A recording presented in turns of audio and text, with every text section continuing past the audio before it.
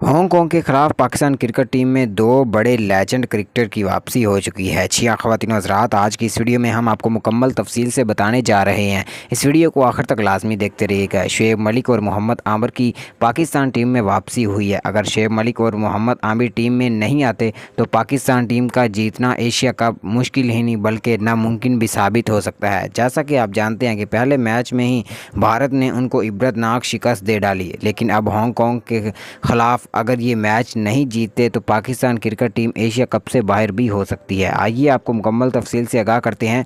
इस वीडियो को आखिर तक लाजमी देखते रहिएगा। वीडियो को लाइक और चैनल को लाजमी सब्सक्राइब कीजिएगा। आपको बताता चलूँ कि बाबर आजम का ये कहना है कि मोहम्मद आमिर और शुएब मलिक को टीम में शामिल किया जाए। अगर इनको टीम में शामिल नहीं किया जा सकता तो पाकिस्तान टीम कभी भी नहीं जीत सकती। इस मौका पर रमीज़ राजा का ये कहना था कि ये मेरा काम नहीं है, ये सिलेक्शन कमेटी का काम है, आप उन्हें एप्लीकेशन जो है वो सेंड करें। आपको बताता चलूँ कि चीफ सिलेक्टर का ये कहना है कि हम सुबह ये फैसला करेंगे कि कौन कौन से क्रिकेटर